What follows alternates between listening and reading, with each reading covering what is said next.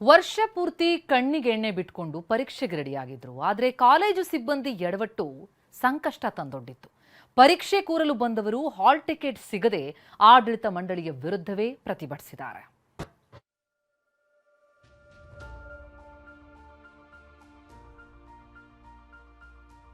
Nursing college ಎಡವಟ್ಟು, ಬರಲಿಲ್ಲ hall ticket.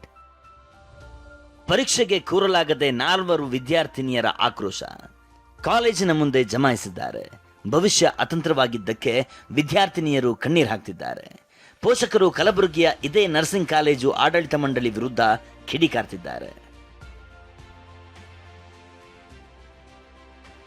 ಆಗಿದ್ದೇನೆಂದ್ರೆ 4 nursing ವಿದ್ಯಾರ್ಥಿನಿಯರು ಇಲ್ಲಿ ಕಳೆದ 2 ವರ್ಷಗಳಿಂದ ಡಿಪ್ಲೊಮೊ ನರ್ಸಿಂಗ್ ಓದ್ತಿದ್ದಾರೆ. ಫಸ್ಟ್ ಇಯರ್ ನರ್ಸಿಂಗ್ ಪರೀಕ್ಷೆಯಲ್ಲಿ ರ್ಯಾಂಕ್ ಬಂದಿದ್ದಾರೆ. ಈ ಸಾರಿಯೂ ಕಷ್ಟಪಟ್ಟು ಓದಿದ್ದು ಪರೀಕ್ಷೆ ತಯಾರಿ ನಡೆಸಿದ್ರು. ಸಮಯಕ್ಕೆ ಸರಿಯಾಗಿ ಅಡ್ಮಿಷನ್ ಹಾಗೂ ಎಕ್ಸಾಮ್ ಫೀಸ್ ಎರಡನ್ನೂ ಕಟ್ಟಿದ್ರು. 4 ಹಾಲ್ ಟಿಕೆಟ್ ಬಂದಿಲ್ಲ. ಎಕ್ಸಾಮ್ ಬರೆಯಲು ಬಂದವರು ಕಣ್ಣೀರು ಹಾಕುತ್ತಲೇ ಆಕ್ರೋಶ ಹೊರ ಹಾಕಿದ್ರು.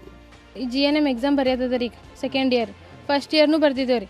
ಅವಾಗೂ ಅಪ್ಲೈ ಮಾಡ್ಯಾರ್ರಿ. ಈಗ ಬಂದು ಕೇನ ಅಪ್ಲೈ ಮಾಡಿಲ್ಲ ಅಂತ ಹೇಳ್ತಾರೆ. 2300 ಕಟ್ಕೊಂಡಾರ. 200 ಎಕ್ಸ್ಟ್ರಾ ಯಾಕೆ ತೊಗೊಳುತ್ತೀರಂದ್ರೆ ಅಪ್ಲಿಕೇಶನ್ ಚಾರ್ಜ್ ಅಂದಿರಲ್ರಿ, ಅದೇ ಅಪ್ಲಿಕೇಶನ್ ಚಾರ್ಜ್ ಅಪ್ಲೈ ಮಾಡೋದಿತ್ರಿ ನೀವು.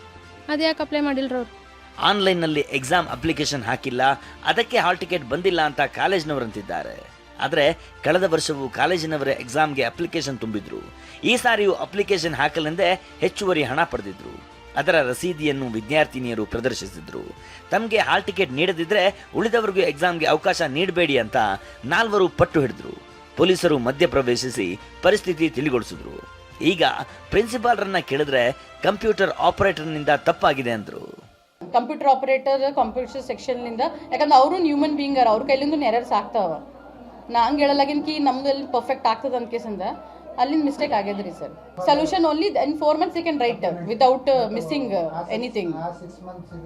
ಅವರು ಕವರ್ ಅಪ್ ಮಾಡ್ಕೋಬಹುದು. ಅದು ಪರೀಕ್ಷೆಗೆ ಕೂರಲಾಗದ 4 3ನೇ ವರ್ಷದ ಕೋರ್ಸ್ಗೆ ಪ್ರವೇಶ ಕೊಡ್ತೇವೆ, ಸಪ್ಲಿಮೆಂಟರಿ ಪರೀಕ್ಷೆಗೂ ಕೂಡಿಸ್ತೇವೆ ಅಂತ ಆಡಳಿತ ಮಂಡಳಿ ತಿಪ್ಪೆ ಸಾರಿಸುತ್ತಿದೆ.